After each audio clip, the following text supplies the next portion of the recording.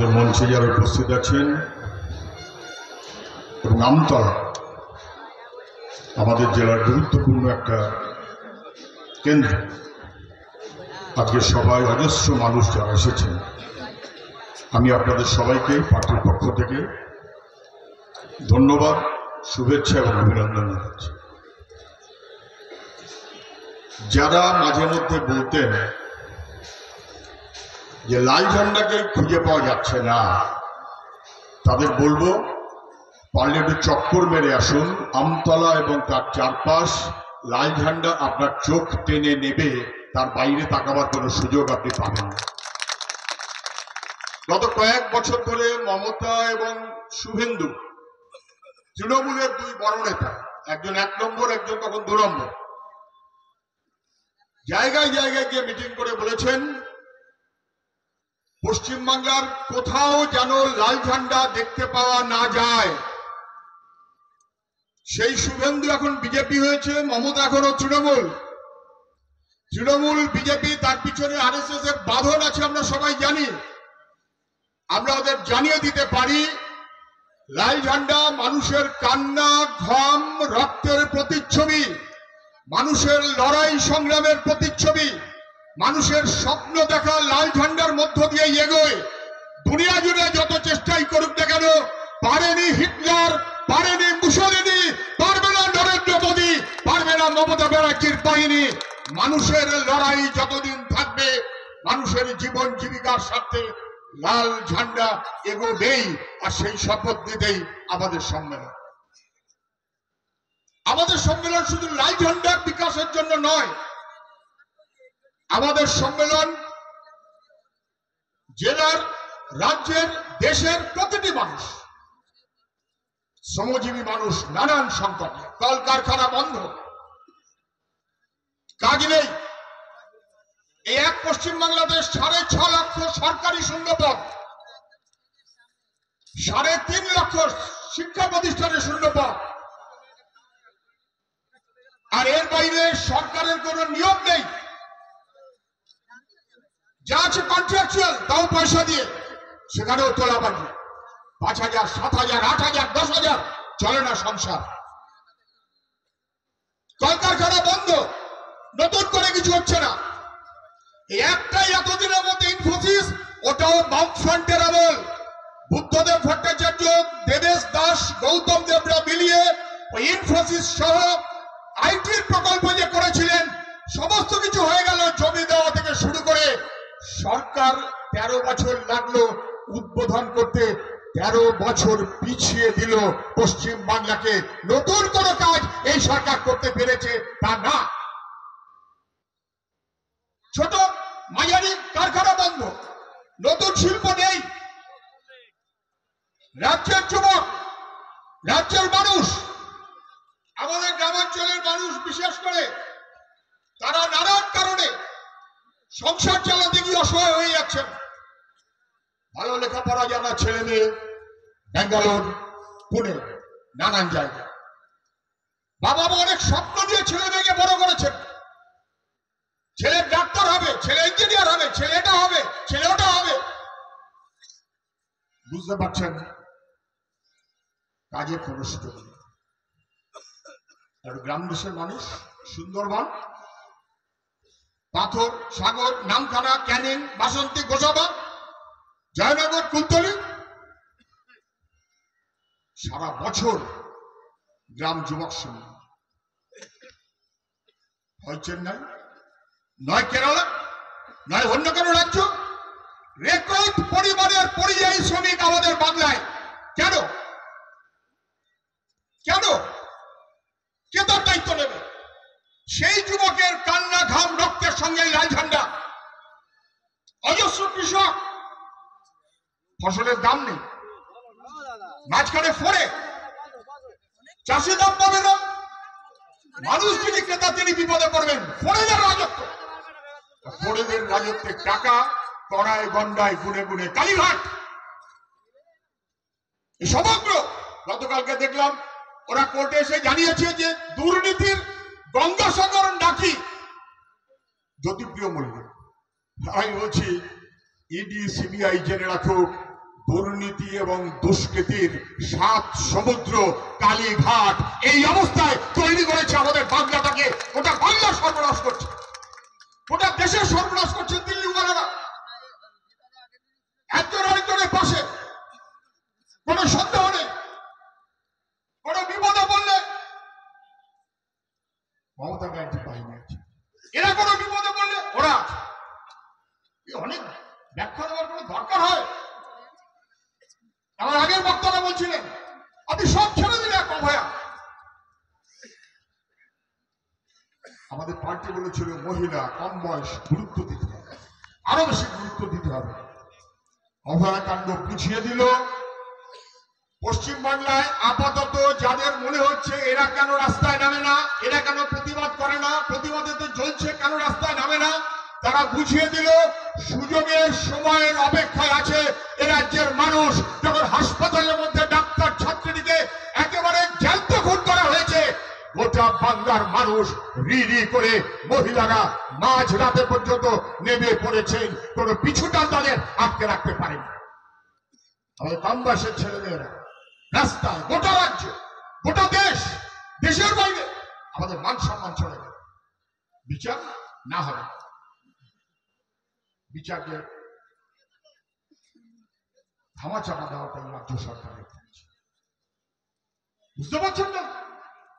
তখন বুদ্ধদেব ভট্টাচার্যের বডি আমাদের পার্টি অফিসে। আমরা সকাল থেকে খবর পাচ্ছি, যে খবর পাচ্ছিলাম এখন এসে বলে আপনি আরো বিভীষিকা।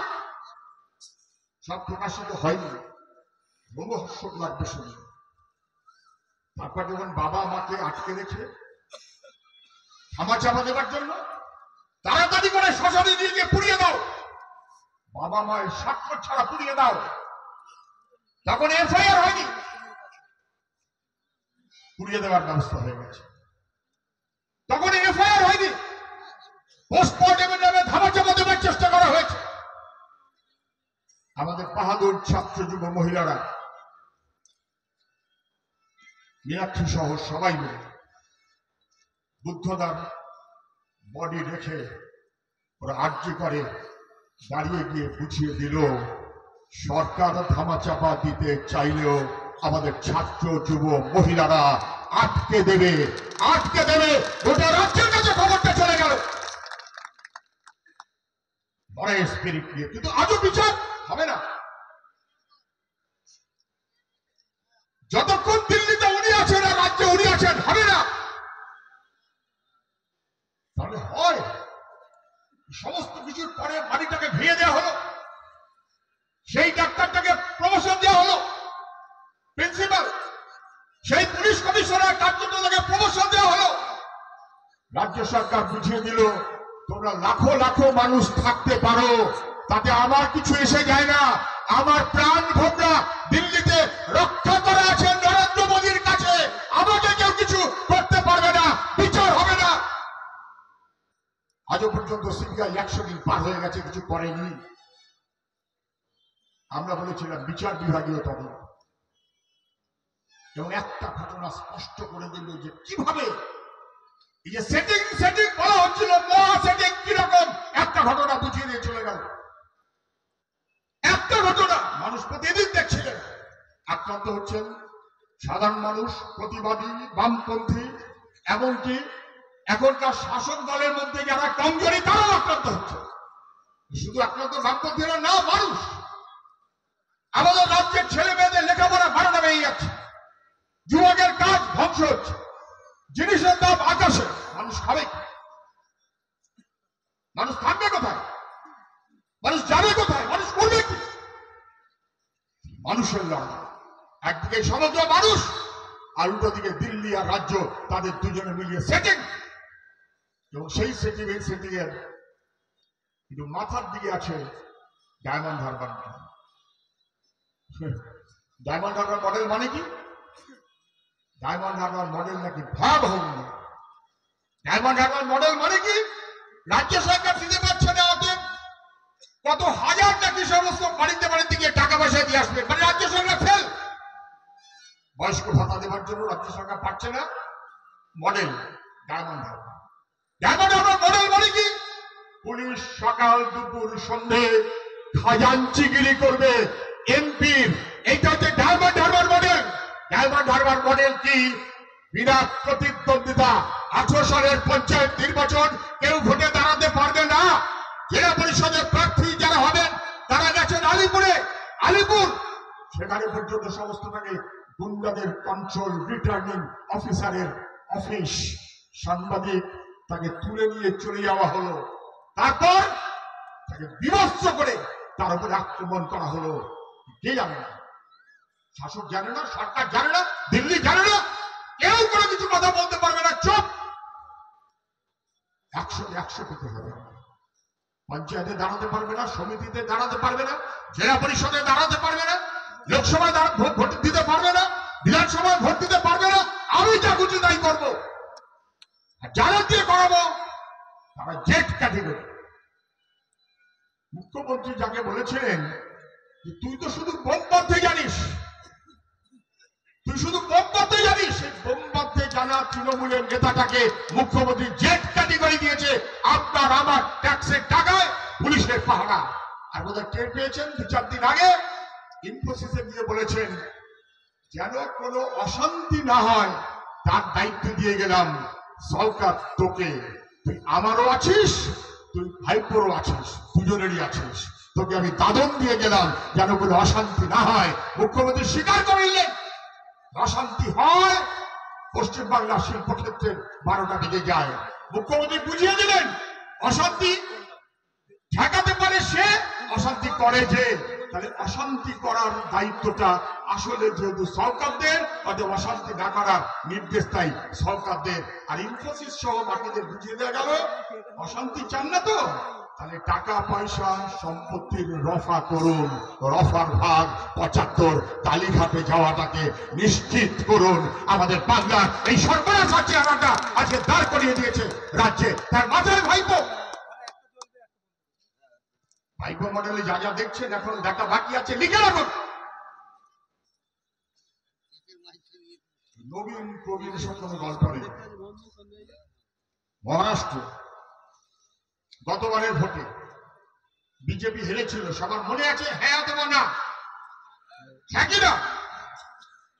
বিজেপি হারল। বিজেপি সরকারটা কি করে হলো গতবার?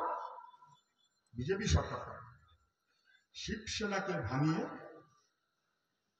শিন্ডে বানিয়েছে, শারদ পাওয়ারের ভাইপোকে ভাঙিয়েছে। ওখানে একটা মাঝারি গোছের ভাইপো, তার মাথায় শিন্ডে, দল ভাঙিয়ে শিন্ডে মডেল। পশ্চিমবাংলায় আপনি অপেক্ষায় থাকুন। ভাইপো মডেল মানে ক্ষমতার লড়াই, আসলে দিল্লির কাছাকাছি থাকার জন্য। আমি ভাইপো, আমি দিল্লির বেশি কাছে থাকবো, নাকি আমি পিসি, আমি দিল্লির কাছে বেশি থাকবো। প্রয়োজনে শিন্ডে মডেল হবে, ভাইপোর মডেল। এইরকম একটা বড় ভাবে বিজেপিকে পশ্চিমবাংলার মাটিতে কথিত করছে যারা, বাংলার মানুষের স্বার্থেই তাকে ঠেকাতে হবে, তাকে রুখতে হবে। কি বলে? উন্নয়ন, উন্নয়ন বলছে, উন্নয়ন। অনুব্রত উন্নয়ন দাঁড়িয়ে আছে।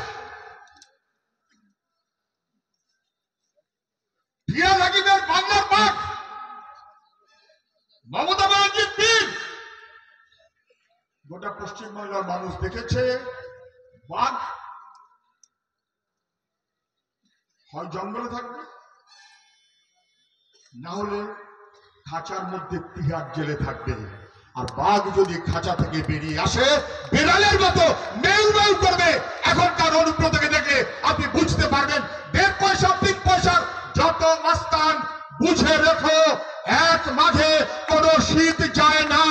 মানুষ কিন্তু সব খেয়াল করছে, প্রয়োজনের অপেক্ষায় আছে। উন্নয়ন, উন্নয়নের মডেল ভাইপো একবারে উন্নয়ন করে দিয়েছে। আমি বলছি চ্যালেঞ্জ করুন।